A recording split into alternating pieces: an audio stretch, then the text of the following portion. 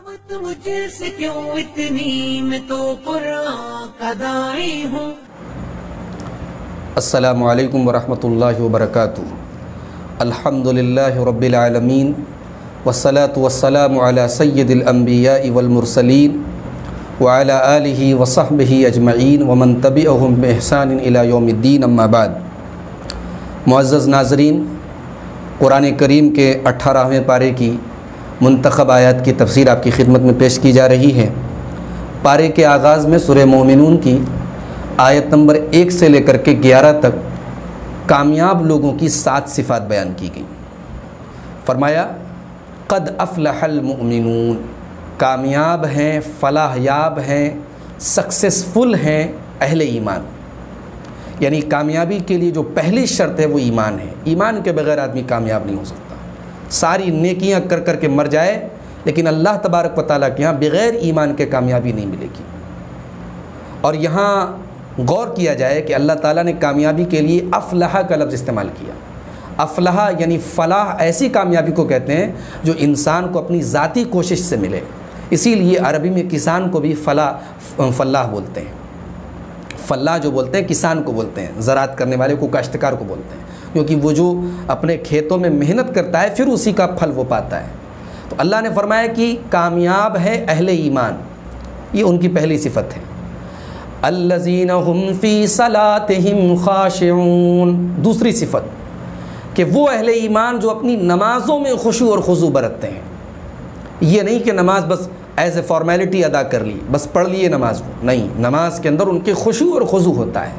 नमाज में फजूल ख़यालात को अपने दिल में दिमाग में नहीं लाते हैं। एक तो होता है कि ऑटोमेटिक शैतान ने कन्वर्ट कर दिया, डाइवर्ट कर दिया हमारा दिमाग, वो एक अलग मसला है, वो मुमकिन है। अल्लाह के नबी सल्लल्लाहु अलैहि वसल्लम के पास हज़रत उस्मान बिन अबुल आस एक सहाबी हैं, ये सही मुस्लिम की हदीस है किताबुस्सलाम की। वो पहुँचते हैं और कहते हैं कि अल्लाह के रसूल, शैतान मेरी और मेरी नमाज के दरमियान हायल हो जाता है, मेरी और मेरी क़िरत के दरमियान हायल हो जाता है, मैं नमाज में भूलने लगता हूँ। तो अल्लाह के रसूल सल्लल्लाहु अलैहि वसल्लम ने फरमाया ज़ाका शैतानुन युक़ालु लहू खिंज़ब, वो एक शैतान है, उसका नाम खिंज़ब है। फ़इज़ा अहसस्तहू फ़तअव्वज़ बिल्लाहि मिन्हु, जब तुम्हें एहसास हो कि वो शैतान तुम्हें नमाज में परेशान कर रहा है तो तुम अल्लाह की पनाह तलब करो, यानी औज़ु बिल्लाहि मिनश शैतानिर रजीम पढ़ो। वक़्फ़िल अला यसारिका सलासन, और अपने बाएं तरफ, अपने लेफ़्ट साइड में तुम 3 बार थुपथुपा दो। हज़रत उस्मान इब्न अबी आस कहते हैं फ़फ़अलतु ज़ालिका, मैंने अल्लाह के प्यारे रसूल सल्लल्लाहु अलैहि वसल्लम के इस नुस्खे पर अमल किया। फ़अज़हबहुल्लाहु अन्नी, और अल्लाह ने मेरी ये तकलीफ़ दूर कर दी। तो ये जो है, खुद से अगर ख़यालात कभी डाइवर्ट हो जाएं तो वो खुशू के ख़िलाफ़ नहीं, लेकिन आदमी जानबूझ करके अपने ख़यालात को जो है नमाज में इधर उधर गाफिल रहे और नमाज में अपनी तवज्जो मरकूज़ न करे, ये खुशू के ख़िलाफ़ है। और इसीलिए सुनन बैहक़ी की रिवायत है, अल्लाह के प्यारे नबी सल्लल्लाहु अलैहि वसल्लम फरमाते हैं कि सबसे पहले मेरी उम्मत में जो चीज़ उठाई जाएगी वो खुशू उठाया जाएगा। तो नमाज जैसे बहुत सारे लोग पढ़ते हैं, उनकी नमाज़ों में न तो इत्मीनान होता है, न सुकून होता है, न नमाज़ों में तादील अरकान होती हैं, ये तमाम चीज़ें खुशू के ख़िलाफ़ हैं। तो दूसरी जो कामयाबी के लिए शर्त अल्लाह ने फरमाया अल्लज़ीना हुम फ़ी सलातिहिम ख़ाशिऊन, मेरे कामयाब बंदे वो हैं जो नमाज़ों के अंदर खुशू और खुज़ू इख्तियार करते हैं। नंबर 3 वल्लज़ीना हुम अनिल लग़्वी मुअरिज़ून, और मेरे कामयाब बंदे वो हैं जो लग़्व चीज़ों से एराज़ करते हैं। एक होता है इज्तिनाब, बचना, और एक होता है एराज़, दूर भागना। जहाँ लग़्व बातें हो रही हों, बेहुदा बातें हो रही हों, तो अल्लाह के नेक बंदे करीब भी नहीं जाते, दूर भागते हैं, एराज़ करते हैं, अपना चेहरा घुमा लेते हैं। रमज़ान का महीना है, इस बाबरकत महीने में बरकत लूटने के बजाय हम इस पर बहस कर रहे हैं कि ये फ़लाँ ड्रामा और फ़लाँ सीरियल देखना चाहिए या नहीं देखना चाहिए। हम बहस कर रहे हैं सोशल मीडिया पर, हम सफ़हात के सफ़हात हम लिख रहे हैं और अल्फाज काले कर रहे हैं। क्यों भाई? फ़लाँ सीरियल है, बड़ा अच्छा है। भाई सीरियल जैसा भी हो, ड्रामा जैसा भी हो, होगा तो वो ड्रामा ही होगा, तो उसमें झूठ ही होगा, तो उसमें नाच गाना ही होगा, तो उसमें म्यूज़िक ही, वो अच्छा नहीं हो सकता मेरे भाइयों। वो बुरा, ज़्यादा बुरा, कम बुरा ये तो हो सकता है, अच्छा नहीं हो सकता। और इस बाबरकत महीने की बरकतों को अगर हम एक सीरियल के ज़रिए और एक ड्रामे के ज़रिए बर्बाद कर रहे हैं तो मैं समझता हूँ कि हमसे बड़ा बदनसीब कोई नहीं होगा। तो अल्लाह ने फरमाया वल्लज़ीना हुम अनिल लग़्वी मुअरिज़ून, मेरे कामयाब बंदों की तीसरी निशानी ये है कि वो लग़्व चीज़ों से बचते नहीं बल्कि दूर भागते हैं, एराज़ करते हैं।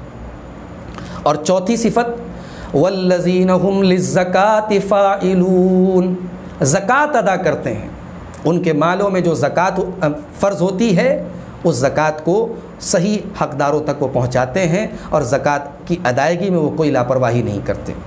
اور پانچویں چیز والذین هم لفروجہم حافظون، اور وہ اپنی شرمگاہوں کی حفاظت کرتے ہیں، زنا نہیں کرتے، اغلام بازی نہیں کرتے، متعہ نہیں کرتے، استمناء بالید نہیں کرتے، شرمگاہ کے غلط استعمال کے تمام راستے اس ایک آیت کے اندر آ گئے۔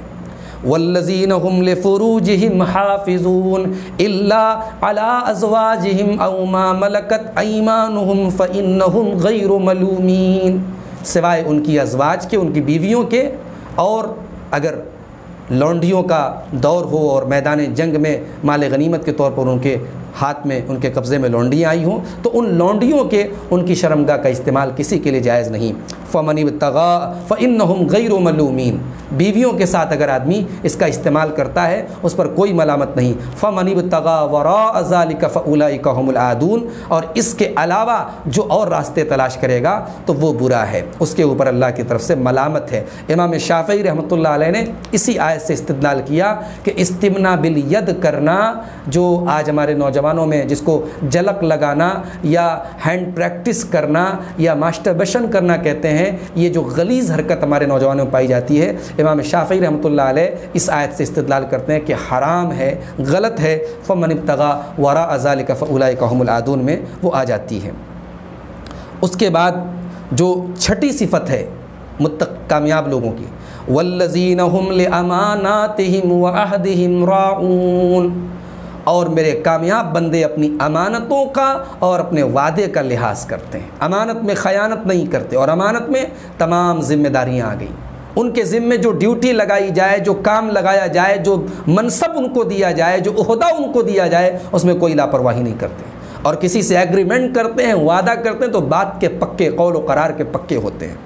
اور ساتویں اور آخری صفت والذین هم علی صلواتہم یحافظون، اور اپنی نمازوں کی حفاظت کرتے ہیں۔ نماز سے شروع بھی کیا اور نماز پر ختم بھی کیا۔ شروع میں کہا کہ الذین هم فی صلاتہم خاشعون، جو اپنی نماز میں خشوع برتتے ہیں، اور لاسٹ میں فرمایا کہ والذین هم علی صلواتہم یحافظون، جو اپنی نمازوں کی حفاظت کرتے ہیں۔ معلوم یہ ہوا کہ نماز کے بغیر اللہ کے ہاں کامیابی کا کوئی تصور نہیں۔ نمازی اگر آج انسان نہیں ہے، بہت نیک ہے، لیکن اللہ کے ہاں کامیاب نہیں ہو سکتا۔ نماز کے بغیر کامیابی نہیں ہے میرے بھائیوں۔ والذین هم علی صلواتہم یحافظون، میرے کامیاب بندے نماز کی حفاظت کرتے ہیں۔ یہ 7 کوالٹیز جس کے اندر پیدا ہو جائے، رب العالمین کہتا ہے اولئک هم الوارثون الذین یرثون الفردوس، یہ لوگ وارث ہیں۔ وارث جانتے ہیں کس کو کہتے ہیں؟ کسی کے مرنے کے بعد اس کی پراپرٹی میں جن لوگوں کا حق شریعت نے مقرر کیا ہے، اللہ نے مقرر کیا ہے، ان کو وارث کہا جاتا ہے۔ اللہ نے یہاں یہ نہیں کہا کہ یہ لوگ جنت میں جائیں گے، جنت کے حقدار ہوں گے، اللہ نے وارث کا لفظ استعمال کیا، یعنی جس طریقے سے دنیا میں وارث کو اس کے حق سے دنیا میں کوئی محروم نہیں کر سکتا ہے، جو محروم کرے گا وہ ظالم مانا جائے گا، اللہ تبارک و تعالیٰ کی جن بندوں کے اندر یہ صفات پیدا ہو جائے، اللہ تبارک و تعالیٰ اپنے فضل و کرم سے ضرور ان کو جنت میں داخل کرے گا۔ اولئک هم الوارثون الذین یرثون الفردوس هم فیہا خالدون، اور یہ جنت الفردوس میں جائیں گے، جو جنت کا سب سے اعلیٰ درجہ ہے۔ اللہ کے پیارے نبی صلی اللہ علیہ وسلم صحیح بخاری کے حدیث میں فرماتے ہیں اذا سألتم اللہ فسألوہ الفردوس، جب تم اللہ سے سوال کرو تو جنت الفردوس کا سوال کرو، فإنہ اوسط الجنہ وأعلی الجنہ، اس لیے کہ جنت الفردوس یہ جنت کا سب سے مڈل حصہ ہے اور جنت کا سب سے اعلیٰ حصہ ہے، وفوقہ عرش الرحمن، اور اس کے اوپر رحمان کا عرش ہے، ومنہ تفجر انہار الجنہ، اور وہیں سے جنت کی نہریں نکلتی ہیں۔ تو اس لیے ہمیں اور آپ کو جب اللہ سے ہم دعا کریں تو جنت الفردوس کا سوال کرنا چاہیے، یہ اللہ کے نبی صلی اللہ علیہ وسلم نے اس حدیث میں ارشاد فرمایا۔ اس کے بعد آیت نمبر 12، 13 اور 14 میں انسان کی تخلیق کا ذکر کیا گیا۔ فرمایا وَلَقَدْ خَلَقْنَا الْإِنسَانَ مِنْ سُلَالَةٍ مِّن طِينٍ، ہم نے انسان کو مٹی کے سط سے پیدا کیا، ہم نے انسان کو مٹی کے جوہر سے، ایکسٹریکٹ آف کلے، مٹی کے جوہر سے ہم نے انسان کو بنایا، یعنی ہر انسان کی جو تخلیق ہے وہ نطفے سے ہوتی ہے، اور وہ نطفہ انسان غذا کھاتا ہے اس سے بنتا ہے، اور اس غذا میں مٹی کا بہت بڑا رول ہے۔ تو گویا ہر انسان کی پیدائش میں مٹی کا ایکسٹریکٹ شامل ہے، مٹی کا جوہر شامل ہے۔ ثم جعلناہ نطفۃ فی قرار مکین، پھر ہم نے انسان کو جو ہے ایک نطفہ بنایا، ہم نے اس مٹی کے جوہر کو ایک نطفہ بنایا اور اس نطفے کو ایک مضبوط ایک جائے قرار میں یعنی رحم مادر میں ہم نے رکھ دیا۔ ثم خلقنا النطفة علقة فخلقنا العلقة مضغة فخلقنا المضغة عظاما، پھر ہم نے اس نطفے کو علقہ یعنی جمع ہوا خون بنایا، پھر ہم نے اس علقہ کو گوشت کا لوتھڑا بنایا، پھر ہم نے اس گوشت کے لوتھڑے پر ہڈیاں چڑھائیں، پھر ہم نے فخلقنا المضغة عظاما، اس کے اندر ہڈیاں پیدا کی، فکسونا العظام لحما، اور پھر ہم نے ان ہڈیوں پر گوشت چڑھایا، ثم انشأناہ خلقا آخر، اور پھر ہم نے ایک نئی تخلیق میں اس کو یعنی انسانی بچے کی شکل میں اس کو ڈال دیا۔ فتبارک اللہ احسن الخالقین، تو سب سے بہترین تخلیق کرنے والا اللہ بڑا ہی بابرکت ہے۔ تو اس آیت کریمہ میں رب العالمین نے اپنی صفت تخلیق کو اور اپنی بہترین جو کاریگری ہے انسان کی پیدائش میں رب العالمین نے اس کا تذکرہ کیا ہے۔ اس کے بعد اللہ تعالیٰ نے آیت نمبر 51 میں یہ ذکر کیا کہ حلال کھانا یہ تمام پیغمبروں کی تعلیم کا ایک حصہ ہے کہ حلال کھایا جائے۔ اللہ نے فرمایا یا ایھا الرسول کلوا من الطیبات واعملوا صالحا، اے رسولو تم بھی پاکیزہ روزی کھاؤ، پاک چیزیں کھاؤ، واعملوا صالحا اور نیک عمل کرو، انی بما تعملون علیم، بے شک میں تمہارے ایک ایک عمل سے باخبر ہوں۔ یہ عمل صالح کو اللہ تعالیٰ نے حلال کھانے سے کیوں جوڑا؟ انسان جب تک حلال کھائے گا نہیں اس کا عمل صالح ہو نہیں سکتا، اس کا عمل اللہ کے یہاں قبول نہیں ہو سکتا، یہ اشارہ ہے۔ اور دوسرا اشارہ یہ ہے کہ جب آدمی حلال کھائے گا تب عمل صالح کی طرف انسان کی طبیعت آمادہ ہوگی، اور جب آدمی عمل صالح کرے گا تو حرام نہیں کھا سکتا، حلال ہی کھائے گا۔ اس طریقے سے بڑا گہرا سبق اس آیت کریمہ میں ہمیں اور آپ کو دیا گیا۔ اس کے بعد آیت نمبر 60 اور 61 میں یہ بتایا گیا کہ اللہ کے جو نیک بندے ہوتے ہیں وہ نیکی کرنے کے بعد بھی اللہ سے ڈرتے رہتے ہیں۔ اللہ نے فرمایا والذین یؤتون ما آتوا، میرے نیک بندے اللہ کی راہ میں صدقہ کرتے ہیں، خیرات کرتے ہیں، زکوٰۃ دیتے ہیں، امداد کرتے ہیں، انفاق کرتے ہیں۔ والذین یؤتون ما آتوا وقلوبهم وجلہ، اور ان کے دل ڈرے ہوتے ہیں، ان کے دل خوف زدہ ہوتے ہیں، انہم الی ربہم راجعون، انہیں ڈر ہوتا ہے کہ انہیں اپنے رب کے پاس پلٹ کر کے جانا ہے۔ اولئک یسارعون فی الخیرات وہم لہا سابقون، یہی وہ لوگ ہیں جو نیکی کے کاموں میں سبقت کرتے ہیں اور نیکی کے کاموں میں آگے آگے رہتے ہیں۔ اس آیت کے بارے میں ترمذی کی صحیح روایت ہے، اما عائشہ رضی اللہ تعالیٰ عنہا نے پیارے نبی صلی اللہ علیہ وسلم سے پوچھا کہ اللہ کے نبی یہ کون لوگ ہیں جو اللہ کی راہ میں صدقہ کرنے کے بعد بھی ڈرتے رہتے ہیں؟ کیا یہ چور ہیں؟ کیا یہ شرابی ہیں؟ اللہ کے نبی نے فرمایا کہ نہیں اے صدیق کی بیٹی، اے عائشہ، یہ وہ لوگ ہیں جو نماز پڑھتے ہیں، جو روزہ رکھتے ہیں، جو نیکی کے کام کرتے ہیں، لیکن ڈرتے ہیں کہ ہماری نیکیاں اللہ کی بارگاہ میں قبول ہوں گی کہ نہیں ہوں گی۔ اللہ کا جو فرما بردار بندہ ہوتا ہے نیکی کر کے اللہ سے ڈرتا ہے، اور نافرمانی کر کے بھی گھومتا رہتا ہے۔ یہی فرق ہے دونوں کے بیچ میں محترم ناظرین۔ اس کے بعد آیت نمبر 99 اور آیت نمبر 100 میں جاکنی کا جو ٹائم ہوتا ہے، انسان کا جو آخری ٹائم ہوتا ہے، مرض الموت کا جو ٹائم ہوتا ہے، اس ٹائم انسان ایک تمنا کرے گا۔ اللہ تعالیٰ نے اس تمنا کا اظہار کیا۔ اللہ نے فرمایا حتی اذا جاء احدهم الموت قال رب ارجعون، جب موت کا ٹائم آتا ہے تو انسان یہ کہتا ہے کہ اللہ مجھے دوبارہ دنیا میں جانے کا موقع دے دے، لعلی اعمل صالحا فیما ترکت، اے اللہ میں دنیا میں جا کر کے دوبارہ نیک عمل کروں گا۔ غور کیجیے، انسان اچانک مرتا ہے، ساری پلاننگ، سارے خواب، سارے اپنے ادھورے منصوبے چھوڑ کر کے مرتا ہے، لیکن مرنے کے بعد وہ دوبارہ دنیا میں آنے کی تمنا کر رہا ہے۔ تو کس لیے کر رہا ہے؟ اپنا ادھورا مکان بنانے کے لیے نہیں، اپنی لڑکی کی شادی کرنے کے لیے نہیں، اپنے بزنس کا سیٹ اپ کرنے کے لیے نہیں، بس ایک ہی تمنا ہے لعلی اعمل صالحا فیما ترکت، اب میں دنیا میں دوبارہ لوٹ کر کے نیک عمل کروں۔ امام قتادہ رحمۃ اللہ علیہ اس آیت کی تفسیر میں کہتے ہیں واللہ ما تمنا ان یرجع الی اہلہ ولا الی عشیرتہ، اللہ کی قسم اس نے تمنا کی تو گھر والوں کے پاس اور دنیا میں جانے کی جو تمنا کی، لا بأن یجمع الدنیا، اس لیے نہیں کہ دنیا جمع کرے، ویقضی الشہوات، اور اپنی شہوتیں پوری کرے، ولیکن تمنا ان یرجع فیعمل بطاعت اللہ، تمنا کر رہا ہے کہ اللہ میں لوٹ کر کے تجھے راضی کروں گا۔ فرحم اللہ امرأ عمل فیما یتمناہ الکافر اذا رأى العذاب الی النار، کہتے ہیں کہ اللہ کی رحمت نازل ہو اس انسان کے اوپر جو اس چیز کا کام دنیا ہی میں کرے جو کافر اللہ کا عذاب دیکھنے کے بعد جس کی تمنا کرے گا وہ کام انسان دنیا ہی میں کر لے، اللہ کی رحمت نازل ہو ایسے انسان کے اوپر۔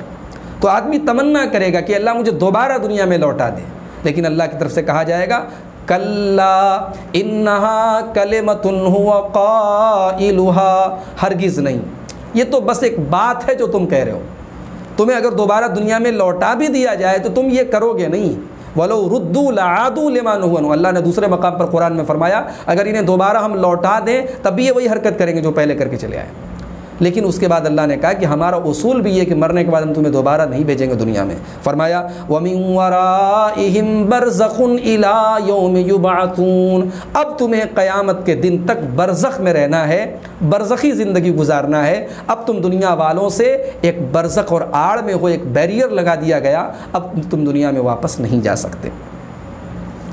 اس کے بعد سورۃ النور شروع ہوتی ہے، اور سورۃ النور کی جو دوسری آیت ہے اس میں اللہ تعالیٰ نے زنا کرنے والے مرد اور زنا کرنے والی عورت کی جو ہے سزا کا ذکر کیا۔ اللہ نے فرمایا الزانیۃ والزانی فاجلدوا کل واحد منہما 100 جلدہ ولا تأخذکم بہما رأفۃ فی دین اللہ، زنا کرنے والے مرد کو اور زنا کرنے والی عورت کو 100 کوڑے کی سزا دو، اور انہیں سزا دینے میں، اللہ کے دین پر عمل کرنے میں تمہارے دل کے اندر کوئی نرمی اور مروت نہیں آنی چاہیے۔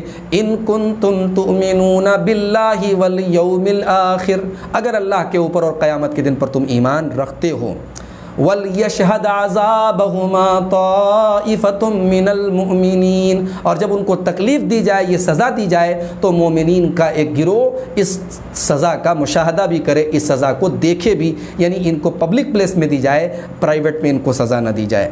تو یہ جو سزا ہے 100 کوڑے کی سزا، یہ کنوارے زنا کرنے والے مرد اور عورت کے لیے، اگر زنا کرنے والا شادی شدہ ہے تو پھر سزا کچھ اور ہے۔ وہ سزا کیا ہے؟ صحیح مسلم کتاب الحدیث کتاب الحدود حدیث نمبر 1690، حضرت عبادہ ابن صامت کہتے ہیں اللہ کے پیارے نبی صلی اللہ علیہ وسلم فرمایا خذوا عنی، مجھ سے سیکھ لو، مجھ سے سیکھ لو، قد جعل اللہ لہن سبیلا، اللہ تعالیٰ نے عورتوں کے لیے جو غلط کام کریں، جو زنا کریں، ان کے لیے اللہ نے راستہ بتایا ہے، سزا بتائی ہے۔ البکر بالبکر جلد 100 و نفی سنۃ، اگر کنوارا کنواری کے ساتھ کرے، کنوارا لڑکا ہے اور لڑکی کنواری ہے تو سزا ہے جلد 100 کوڑے کی سزا ہے، وہ نفی سنۃ، اور 1 سال تک اس کو شہر بدر کیا جائے گا۔ والثیب بالثیب، اور اگر زنا کرنے والا شادی شدہ ہے جلد 100 ورجم، تو 100 کوڑے کی سزا ہے اور رجم کر دیا جائے گا، پتھروں سے مار مار کے ہلاک کر دیا جائے گا۔ یعنی شادی شدہ انسان کی جو سزا ہے وہ سزائے موت ہے، پتھروں سے مار مار کے ختم کر دیا جائے گا۔ یہ سزا حدیث میں ذکر کی گئی، یعنی قرآن کی آیت میں جو سزا ذکر کی گئی ہے، قرآن کی آیت کی اس کے عموم کی تخصیص کی حدیث نے کہ وہ سزا سب کے سارے زانیوں کے لیے نہیں ہے، وہ کنوارے زانیوں کے لیے، شادی شدہ زانی کے لیے سزائے موت ہے۔ اس کے بعد سورہ نور کی تیسری آیت میں اللہ نے فرمایا الزانی لا ینکح الا زانیۃ او مشرکۃ والزانیۃ لا ینکحها الا زان او مشرک وحرم ذلک علی المؤمنین، زنا کرنے والا انسان نکاح نہیں کرتا ہے مگر زنا کار عورت سے، یعنی غالب احوال عام طور سے موسٹلی ایسا ہوتا ہے کہ جب ایک آدمی بدکار ہوتا ہے وہی بدکار سے نکاح کرتا ہے. ایک پاک دامن اور ایک مومن شخص جو ہے کسی بے حیا عورت سے اور فاحشہ عورت سے نکاح نہیں کر سکتا. امام شوکانی رحمۃ اللہ علیہ نے اس آیت کے اسی مفہوم کو ترجیح دی ہے. اور حضرت مرثد بن ابی مرثد رضی اللہ تعالیٰ عنہ کا جو واقعہ ترمذی وغیرہ کے اندر ملتا ہے کہ وہ دور جاہلیت میں ایک عورت سے ان کی محبت تھی, وہ عشق کرتے تھے, محبت کرتے تھے دور جاہلیت میں. اس کا نام اناق تھا. جب اس عورت سے انہوں نے خواہش ظاہر کی اللہ کے رسول کے سامنے کہ کیا میں ان سے نکاح کر سکتا ہوں, لیکن وہ عورت جو تھی فاحشہ تھی, بدچلن تھی, تو قرآن کی یہ آیت نازل ہوئی کہ اس عورت سے تم نکاح نہیں کر سکتے. تو معلوم ہوا کہ زناکار مرد جو ہے وہی زناکار عورت سے شادی کرے گا. ہاں اگر کوئی عورت پہلے زناکار تھی یا کوئی مرد پہلے زناکار تھا لیکن اس نے اللہ سے سچی توبہ کر لی اور اب اس کے حالات صحیح ہو گئے, تو پھر توبہ کے بعد التائب من الذنب کمن لا ذنب لہ, گناہ سے توبہ کرنے والا ایسا ہوتا ہے جیسے اس نے گناہ کیا ہی نہ ہو. تو ایسے شخص کو ہم اپنے نکاح میں, ایسی عورت کو ہم لا سکتے ہیں, یا ایسے لڑکے سے کوئی لڑکی ایمان والی لڑکی شادی کر سکتی ہے. اور یہاں ایک قابل غور بات یہ ہے کہ زانیہ کے ساتھ مشرک کا لفظ بھی استعمال کیا گیا. جس طریقے سے زنا کرنے والا اپنی بیوی کو چھوڑ کر کے, اپنے جائز طریقے کو چھوڑ کر کے ناجائز راستہ اپناتا ہے, ویسے مشرک جو ہے اللہ کا در چھوڑ کر کے غیر کے در پہ جاتا ہے. تو یہ دونوں میں قدر مشترک ہے, یہ دونوں میں کامن چیز ہے, اس لیے اللہ نے زنا کے ساتھ ساتھ مشرک کا بھی, زانی کے ساتھ مشرک کا بھی ذکر کیا ہے. اس کے بعد آیت نمبر 4 اور 5 میں اللہ تعالیٰ نے ایک مومن عورت کی آبرو اور اس کی جو رسپیکٹ ہے, اس کی جو عزت ہے, اس کا ذکر کیا ہے کہ اس پر اگر کوئی حملہ کرے تو اس کی سزا کیا. اللہ نے فرمایا والذین یرمون المحصنات ثم لم یاتوا باربعۃ شہداء فاجلدوہم 80 جلدہ. اگر پاک دامن عورت پر کوئی زنا کی تہمت لگائے اور 4 گواہ نہ لا پائے, فاجلدوہم 80 جلدہ, تو الزام لگانے والوں کو تم 80 کوڑے مارو. ولا تقبلوا لهم شہادۃ ابدا, اور کبھی ان کی گواہی قبول مت کرو. واولئک هم الفاسقون, اور وہ فاسق مانے جائیں گے. الا الذین تابوا من بعد ذلک واصلحوا فان اللہ غفور رحیم. ہاں اگر کوئی توبہ کر لے اور سدھر جائے, اپنی اصلاح کر لے, تو اللہ معاف کرنے والا, رحم کرنے والا ہے. لیکن یاد رکھیں اگر کسی عورت کے اوپر زنا کی کسی نے تہمت لگائی تو توبہ کرنے کے باوجود 80 کوڑے کی جو سزا ہے وہ سزا تو تب بھی لگے گی, فاسق نہیں مانا جائے گا. جو گواہی قبول کرنے سے منع کیا گیا وہ حکم ختم ہو جائے گا, لیکن 80 کوڑے کی سزا پھر بھی اس کو لگائی جائے گی. یہ ایک عورت کی عزت کی اہمیت ہے اسلام کے اندر. اس کے بعد آیت نمبر 9 اور 10 میں مسئلہ لعان کا ذکر کیا گیا. شوہر اپنی بیوی کو غلط کام کرتے ہوئے دیکھے اور اس کے پاس 4 گواہ نہ ہوں اور بیوی مکر بھی رہی ہو, تو ایسی صورت میں کیا کیا جائے. اللہ نے اس نازک صورتحال کا حل بتایا. اللہ نے فرمایا والذین یرمون ازواجہم ولم یکن لہم شہداء الا انفسہم. فرمایا کہ اگر کوئی اپنی بیوی پر زنا کی تہمت لگائے اور اس کے پاس کوئی گواہ نہ ہو اپنے علاوہ, فشہادت احدہم 4 شہادات باللہ انہ لمن الصادقین. تو وہ 4 بار گواہی دے گا اللہ کی قسم کھا کر کے کہ وہ سچا ہے. والخامسۃ ان لعنۃ اللہ علیہ ان کان من الکاذبین. اور 5ویں بار قسم کھائے گا کہ اگر میں جھوٹا ہوں تو میرے اوپر اللہ کی لعنت ہو. اس طریقے سے وہ مرد جو ہے وہ لعان کرے گا. اب عورت مکر رہی ہے, نہیں مان رہی ہے کہ میں نے غلط کام کیا ہے, تو اللہ فرماتا ہے وَيَدْرَعُ عَنْهَا الْعَذَابُ أَن تَشْهَدَ 4 شَهَادَاتٍ بِاللَّهِ. اور عورت کے اوپر سے عذاب یعنی جو حد ہے زنا کی وہ ہٹا لی جائے گی, اس شرط پر کہ وہ 4 بار اللہ کا نام لے کر کے قسم کھائے گی انہو لمن الکاذبین, کہ مرد جھوٹا ہے. والخامسۃ ان غضب اللہ علیہا ان کان من الصادقین. اور 5ویں بار وہ قسم کھا کر کے کہے گی کہ اگر وہ سچ بول رہا ہے تو میرے اوپر اللہ کا غضب اور اللہ کا عقاب نازل ہو. ولولا فضل اللہ علیکم ورحمتہ وان اللہ تواب حکیم. اللہ تعالیٰ کا اگر فضل و کرم تمہارے اوپر نہ ہوتا اور اللہ توبہ قبول کرنے والا اور حکمت والا نہ ہوتا تو یہ صورتحال نہ بنتی. گویا لعان کا جو یہ مسئلہ ہے یہ اللہ تعالیٰ کی اس میں حکمت کار فرما ہے کہ اس طریقے سے جھگڑے نہ ہوں اور میاں بیوی کے درمیان جدائی ہو جائے اور پھر کسی طریقے کا معاملہ نہ ہو. تو لعان جو ہے بہت بڑی جو ہے ایک نازک سچویشن کو کنٹرول کرنے کے لیے شریعت میں ایک آپشن بتایا گیا ہے. اس کے بعد واقعہ افک کا تذکرہ کیا گیا، اور یہ واقعہ افک کے بارے میں اللہ تعالیٰ نے آیت نمبر 11 سے لے کر کے آیت نمبر 21 تک 11 آیتوں میں اس کا ذکر کیا ہے۔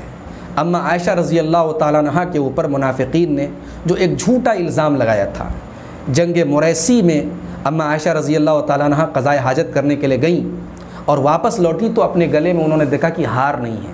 اس ہار کو وہ تلاش کرنے گئیں، واپس لوٹی تو قافلہ جا چکا تھا، اور جس ہودج میں اما عائشہ سوار تھیں چونکہ وہ اتنا ہلکا پھلکا تھا کہ اٹھانے والوں کو محسوس نہیں ہوا کہ اما عائشہ نہیں ہیں، اور قافلہ آگے نکل گیا۔ حضرت صفوان بن معطل سلمی رضی اللہ تعالیٰ عنہ جو قافلے کے پیچھے پیچھے تھے، اور جو اس لیے ان کو ذمہ داری دی گئی تھی کہ پیچھے اگر کوئی سامان وغیرہ چھوٹ جائے، کوئی انسان کوئی چھوٹ جائے تو اس کی وہ خبرگیری کرے، اور جب انہوں نے دیکھا کہ اما عائشہ رضی اللہ تعالیٰ عنہ وہاں پر ہیں تو انہوں نے جو ہے انا للہ و انا الیہ راجعون پڑھا، اور اپنی اونٹنی پر اما عائشہ کو بٹھایا اور لے کر کے مدینہ آئے۔ کوئی بات دونوں کے درمیان نہیں ہوئی، لیکن جیسے یہ لوگ مدینہ پہنچے منافقین نے شور مچا دیا کہ اما عائشہ رضی اللہ تعالیٰ عنہ کا نعوذ باللہ صفوان بن معطل سلمی کے ساتھ غلط تعلق ہے اور غلط کام ہے۔ یہ اتنی بڑی تہمت اور اتنا بڑا الزام تھا کہ اللہ حاشا وکلا، اما عائشہ جو تمام مومنوں کی ماں ہیں اور حضرت صفوان بھی ایک انتہائی سیدھے سادے صحابی تھے، لیکن ان منافقین نے دونوں کی نہ تو شخصیت کا لحاظ رکھا اور نہ اس بات کا لحاظ رکھا کہ ہم صرف ایک جھوٹ بول رہے ہیں، ایک تہمت لگا رہے ہیں۔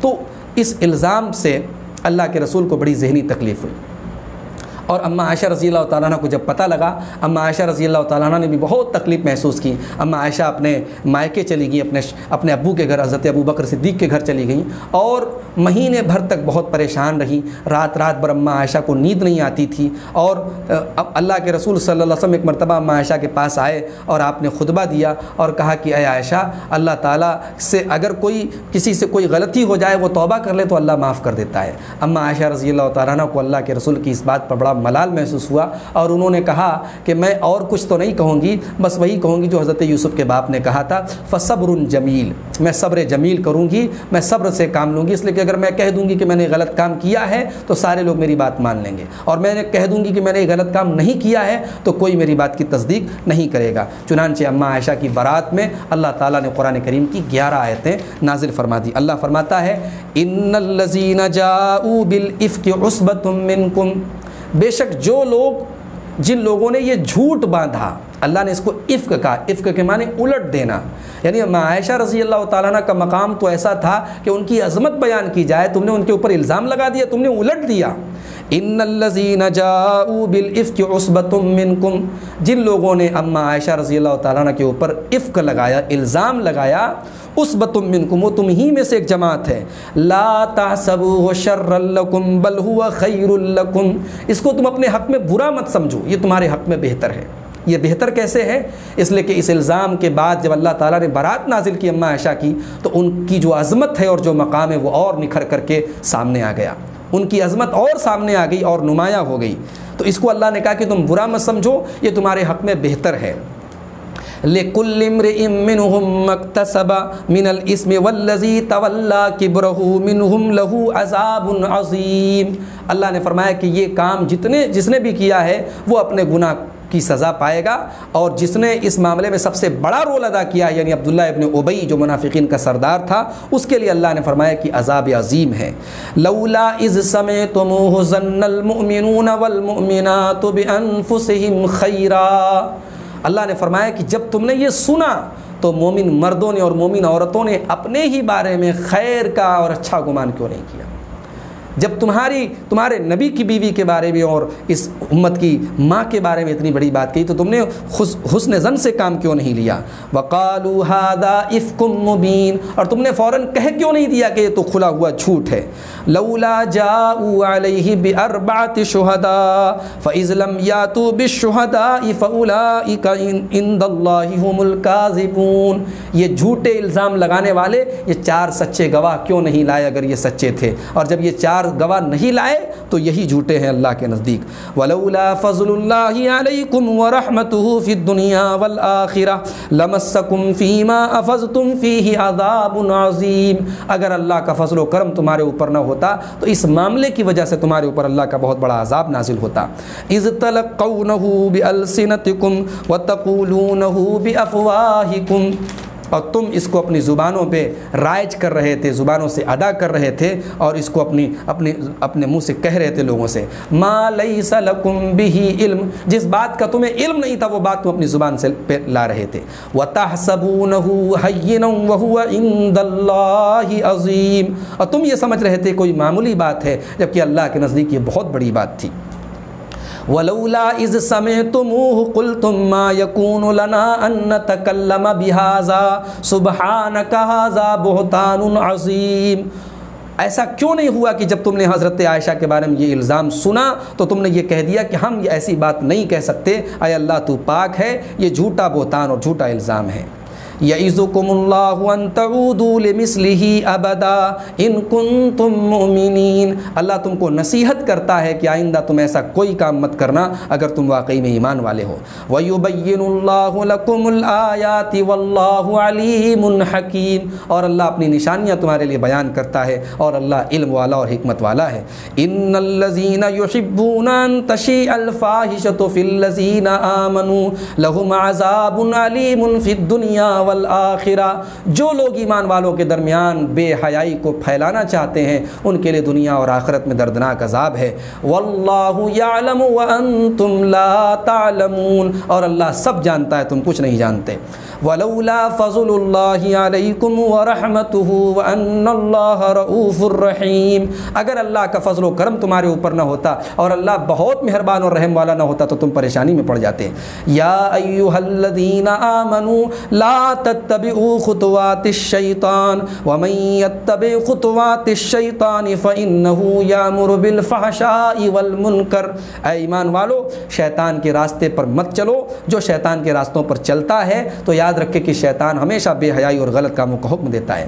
وَلَوْلَا فَضْلُ اللَّهِ عَلَيْكُمْ وَرَحْمَتُهُ مَا زَكَىٰ مِنْكُمْ مِنْ أَحَدٍ أَبَدًا، اگر اللہ کا فضل و کرم تمہارے اوپر نہ ہوتا تو تم میں سے کوئی پاک صاف نہ ہوتا۔ وَلَٰكِنَّ اللَّهَ يُزَكِّي مَن يَشَاءُ وَاللَّهُ سَمِيعٌ عَلِيمٌ، اللہ جس کو چاہتا ہے صاف ستھرا کرتا ہے، اللہ سب کچھ سننے والا جاننے والا ہے۔ تو یہ ٹوٹل 11 آیات ہے جن کے اندر واقع عفق کی تفصیلات ہیں، اما عائشہ کی برات کا اظہار ہے اور منافقوں کے رویے پر ان کے اوپر مذمت کی گئی اور وعید کی گئی۔ اس کے بعد آیت نمبر 22 میں اللہ نے فرمایا وَلَا يَأْتَلِ أُولُو الْفَضْلِ مِنْكُمْ وَالسَّعَةِ أَنْ يُؤْتُوا أُولِي الْقُرْبَى وَالْمَسَاكِينَ وَالْمُهَاجِرِينَ فِي سَبِيلِ اللَّهِ، جو تم میں سے اہل فضل ہیں، پیسے والے ہیں، مالدار ہیں، ان کو کبھی ایسی قسم نہیں کھانی چاہیے کہ وہ رشتہ داروں کو اور مسکینوں کو اور اللہ کی راہ میں ہجرت کرنے والوں کو نہیں دیں گے۔ اصل میں اماں عائشہ پر الزام لگانے والوں میں ایک صحابی حضرت مصطح بن اساسہ بھی شامل ہو گئے تھے۔ یہ حضرت ابو بکر کے خالہ زاد بھائی تھے اور یہ فقراء مہاجرین میں سے غریب لوگوں میں سے تھے اور حضرت ابو بکر ان کے کفیل تھے، ان کا سارا خرچ حضرت ابو بکر اٹھاتے تھے۔ جب اس الزام لگانے والوں میں وہ بھی شامل ہوئے تو حضرت ابو بکر نے قسم کھائی کہ آج کے بعد میں ایک پیسہ بھی ان کے اوپر خرچ نہیں کروں گا۔ اسی موقع پر یہ آیت نازل ہوئی کہ اہل فضل اور اہل صحت، جو تم میں سے اہل وسعت ہے، جن کو اللہ نے نوازا ہے، ان کو کبھی ایسی قسم نہیں کھانی چاہیے۔ وَلْيَعْفُوا وَلْيَصْفَحُوا، ان کو معاف کر دینا چاہیے اور درگزر کر دینا چاہیے۔ أَلَا تُحِبُّونَ أَن يَغْفِرَ اللَّهُ لَكُمْ، کیا تم نہیں چاہتے کہ اللہ تم کو معاف کر دے؟ وَاللَّهُ غَفُورٌ رَحِيمٌ، اللہ معاف کرنے والا، رحم کرنے والا ہے۔ جب یہ آیت نازل ہوئی حضرت ابو بکر کی آنکھوں سے آنسو بہنے لگے اور کہنے لگے اے اللہ کیوں نہیں، میں چاہتا ہوں کہ اے اللہ تو مجھے معاف کر دے۔ اور اس کے بعد انہوں نے اپنی قسم توڑ دی اور جو خرچ پہلے مصطح بن اساسہ کو دیتے تھے وہ دینا انہوں نے جاری رکھا۔ اس کے بعد آیت نمبر 30 اور 31 میں ایمان والے مردوں کو اور ایمان والی عورتوں کو کچھ نصیحتیں کی گئی، اور ان نصیحتوں پر اگر عمل کیا جائے تو سماج کے اندر سے بے حیائی، زناکاری ختم ہو سکتی ہے۔ اللہ نے فرمایا قُل لِّلْمُؤْمِنِينَ يَغُضُّوا مِنْ أَبْصَارِهِمْ وَيَحْفَظُوا فُرُوجَهُمْ ذَلِكَ أَزْكَىٰ لَهُمْ إِنَّ اللَّهَ خَبِيرٌ بِمَا يَصْنَعُونَ، اے نبی مومن مردوں سے کہہ دو کہ اپنی نگاہوں کو نیچی رکھیں اور اپنی شرمگاہوں کی حفاظت کریں۔ عورت کو پردے کا حکم اگلی آیت میں دیا جا رہا ہے، عورت کو نظر جھکا کے رکھنے کا حکم اگلی آیت میں دیا جا رہا ہے۔ اس سے پہلے مردوں سے کہا جا رہا ہے کہ تم اپنی نگاہوں کو نیچی رکھو اور اپنی شرمگاہ کی حفاظت کرو۔ سماج اور معاشرہ صرف عورتوں کو نقاب پہنانے سے نہیں سدھرے گا میرے بھائی، جب تک مرد اپنی نگاہوں کو کنٹرول نہیں کرے گا، جب تک مرد اپنی شرمگاہ کو کنٹرول میں نہیں رکھے گا اور اپنے دل اور اپنے نفسانی خواہشات کو کنٹرول میں نہیں رکھے گا، معاشرہ تب تک نہیں سدھر سکتا۔ ذالک ازکا لہم، اسی میں تمہاری پاکی ہے اے مومن مردوں۔ ان اللہ خبیر بما یصنعون، اللہ تمہاری ایک ایک حرکت سے باخبر ہے۔ وَقُلْ لِلْمُؤْمِنَاتِ يَغْضُضْنَ مِنْ أَبْصَارِهِنَّ وَيَحْفَظْنَ فُرُوجَهُنَّ، اور اے نبی آپ مومن عورتوں سے کہہ دیں کہ وہ اپنی نگاہوں کو نیچی رکھیں اور اپنی شرمگاہوں کی حفاظت کریں۔ دیکھیں آنکھوں کا اور شرمگاہ کا بڑا گہرا ٹچ ہے۔ آنکھیں اگر آنکھوں کے اوپر اگر کوئی حد نہیں ہوگی، اگر آنکھوں کو ہم آزاد چھوڑ دیں گے، اگر آنکھوں پر ہم پہرا نہیں لگائیں گے تو پھر شرمگاہ بھی انسان کی کنٹرول میں نہیں رہے گی۔ اس لیے آنکھوں کو پست رکھنا یہ پہلی نصیحت کی گئی۔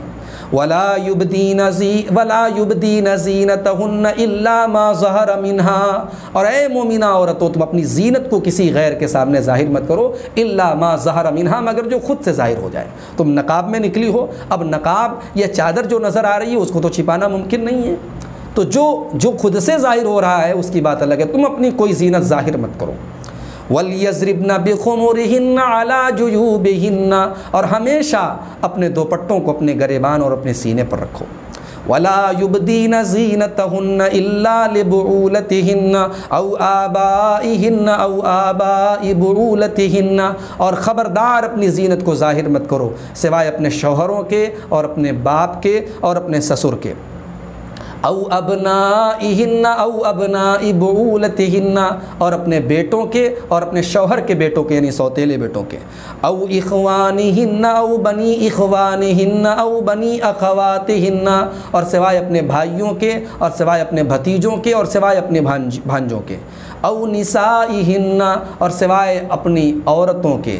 او ما ملکت ایمانہم او التابعین غیر اولی الاربۃ من الرجال، یا گھر میں جو لونڈیاں کام کرتی ہیں ان کو چھوڑ کر کے، یا اسی طریقے سے گھر میں کام کرنے والے وہ بوڑھے مرد جن کے اندر کوئی خواہش نہ بچی ہو۔ او الطفل الذین لم یظہروا علی عورات النساء، یا ایسے چھوٹے بچوں کے کہ جو ابھی عورتوں کی راز کی باتیں نہیں جانتے۔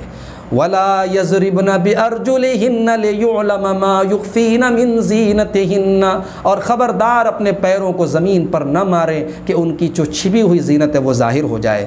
وَتُوبُوا إِلَى اللَّهِ جَمِيعًا أَيُّهَا الْمُؤْمِنُونَ لَعَلَّكُمْ تُفْلِحُونَ، اور اے مومنوں تم سب کے سب اللہ کی بارگاہ میں توبہ کرو تاکہ تم کامیاب ہو جاؤ۔ یہ تعلیمات ہیں، عورت کے پردے کی تعلیم ہے، مرد کو نظریں جھکانے کی تعلیم ہے، شرمگاہ کی حفاظت کی تعلیم ہے۔ ان دو آیتوں پر اگر عمل کر لیا جائے سماج سے بے حیائی اور زناکاری کا خاتمہ ہو جائے گا۔ اس کے بعد یہ فرمایا گیا اسی کی اگلی آیت میں کہ جو لوگ غیر شادی شدہ ہیں ان کا نکاح کراؤ، ان کی شادی کراؤ۔ یہ بھی بہت ضروری چیز ہے کہ نکاح کو فروغ دیا جائے، نکاح کو آسان کیا جائے۔ وَأَنْكِحُوا الْأَيَامَ مِنْكُمْ وَالصَّالِحِينَ مِنْ عِبَادِكُمْ وَإِمَائِكُمْ إِنْ يَكُونُوا فُقَرَاءَ يُغْنِهِمُ اللَّهُ مِنْ فَضْلِهِ، جو تم میں سے غیر شادی شدہ ہیں چاہے وہ آزاد ہوں یا غلام ہوں تم ان کا نکاح کرا دو، اگر وہ غریب بھی ہوں گے تو اللہ اپنے فضل و کرم سے ان کو مالدار کر دے گا۔ واللہ واسع علیم، اور اللہ بہت وسعت والا اور علم والا ہے۔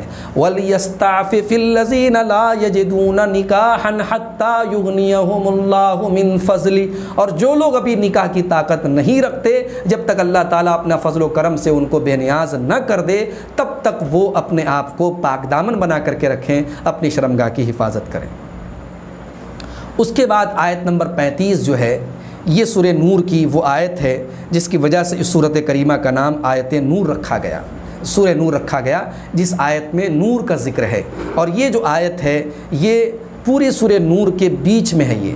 یہ سورہ نور میں ٹوٹل 9 رکوع ہیں اور یہ 5ویں رکوع کے اندر یہ آیت ہے۔ یہ گویا کہ جیسے انگوٹھی میں نگینہ ہوتا ہے ویسے ہی یہ آیت ہے۔ آئیے دیکھتے ہیں اس آیت میں اللہ تعالیٰ نے جو نور ہدایت اللہ تعالیٰ اپنے بندوں کو دیتا ہے، اور ایک مومن کے سینے میں جو دل ہے اور اس دل میں جو نور ہدایت ہوتا ہے، اللہ نے اس نور کی بڑی پیاری مثال دی۔ اللہ نے فرمایا اللہ نور السماوات والارض، اللہ زمین و آسمان کا نور ہے۔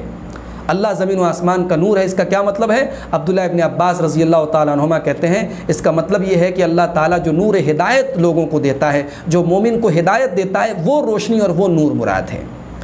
اور ظاہر سی بات ہے کہ اللہ تعالیٰ کے ناموں میں سے ایک نام النور ہے، اللہ کی صفت ایک نور ہے، اور اللہ کی جو کتاب ہے اس کی بھی صفت نور ہے، اور اللہ کے نبی صلی اللہ علیہ وسلم بھی اپنی صفات کے اعتبار سے نور ہے، اور اللہ کی شریعت بھی نور ہے۔ گویا دنیا کے اندر گمراہی اور ضلالت کا جو اندھیرا ہے وہ اسلام کے ذریعے ختم ہوتا ہے، اور اسلام اس نور کا اللہ کا بھیجا ہوا دین ہے، اور اسلام خود نور ہے۔ تو اللہ نے فرمایا اللہ نور السماوات والارض، اللہ نور ہے زمین و آسمان کا، زمین و آسمان کو روشنی عطا کرنے والا اور نور عطا کرنے والا اللہ ہے۔ مثل نورہ کمشکات فیہا مصباح، اس کے نور کی مثال ایک تاکچے کی طرح ہے، جیسے ایک تاکچہ ہو اور اس تاکچے کے اندر ایک چراغ ہو۔ المصباح فی زجاجہ، اور پھر وہ جو چراغ ہے وہ کسی قندیل میں ہو، کسی شیشے میں ہو۔ الزجاجۃ کأنہا کوکب دری، اور وہ شیشہ، وہ قندیل اتنی صاف اور اتنی چمکدار ہے جیسے موتی کے جیسا چمکدار ستارہ ہے۔ یوقد من شجرۃ مبارکۃ، اور اس چراغ کے اندر جو تیل ڈالا جا رہا ہے، جس تیل سے اس کو جلایا جا رہا ہے، وہ تیل ایک مبارک درخت سے نکلا ہوا ہے۔ زیتونۃ، یعنی زیتون کے درخت سے وہ تیل نکلا ہے۔ لا شرقیۃ ولا غربیۃ، اور وہ زیتون کا جو درخت بھی ہے وہ نہ تو مشرقی ہے نہ مغربی ہے۔ کیا مطلب ہے؟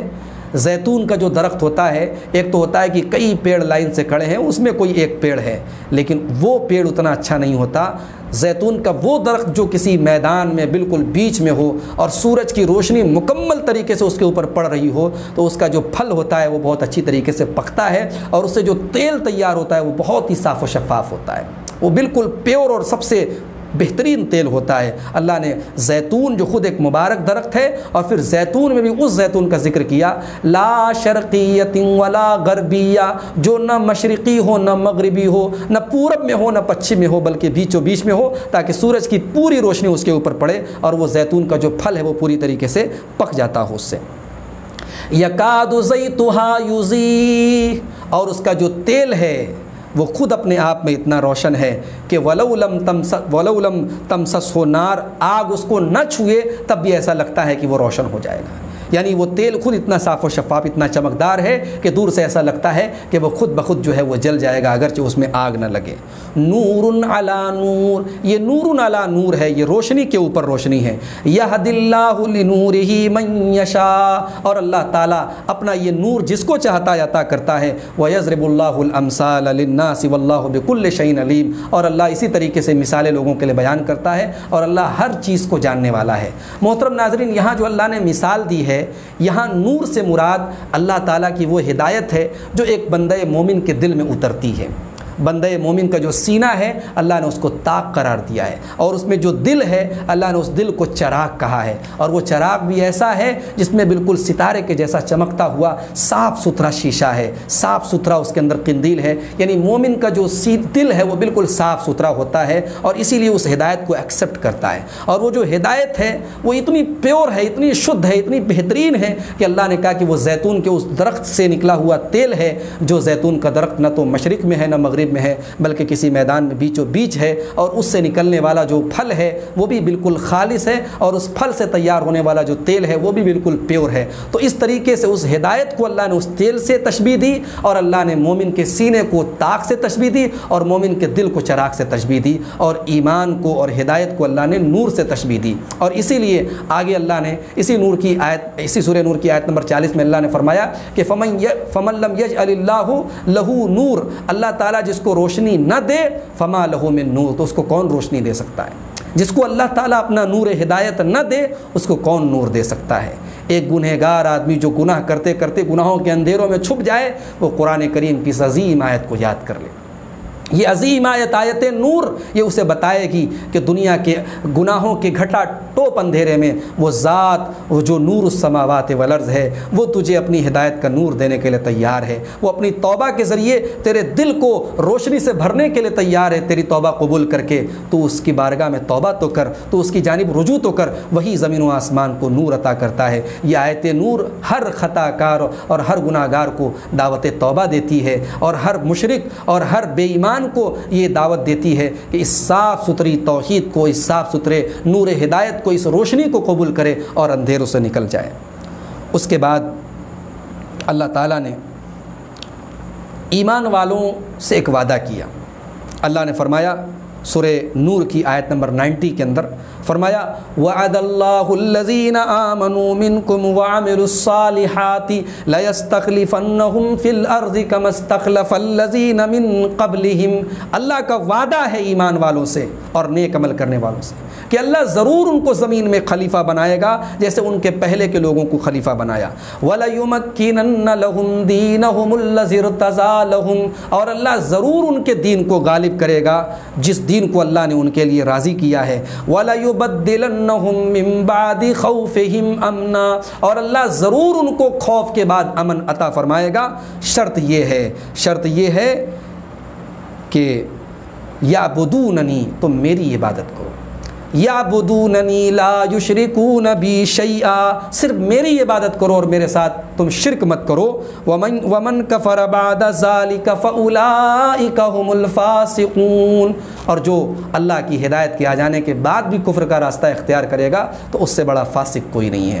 اس کے بعد سورہ فرقان شروع ہوتی ہے، اور سورہ فرقان کی آیت نمبر 7 میں اللہ تعالیٰ نے کفار کا ایک اعتراض ذکر کیا۔ کفار یہ کہا کرتے تھے وَقَالُوا مَا لِهَٰذَا الرَّسُولِ يَأْكُلُ الطَّعَامَ وَيَمْشِي فِي الْأَسْوَاقِ، یہ کیسا رسول ہے جو کھانا کھاتا ہے اور جو بازاروں میں چلتا ہے۔ لَوْلَا أُنزِلَ عَلَيْهِ مَلَكٌ فَيَكُونُ مَعَهُ نَذِيرًا، اس کے ساتھ کوئی فرشتہ کیوں نہیں اترا جو اس کے ساتھ لوگوں کو ڈراتا۔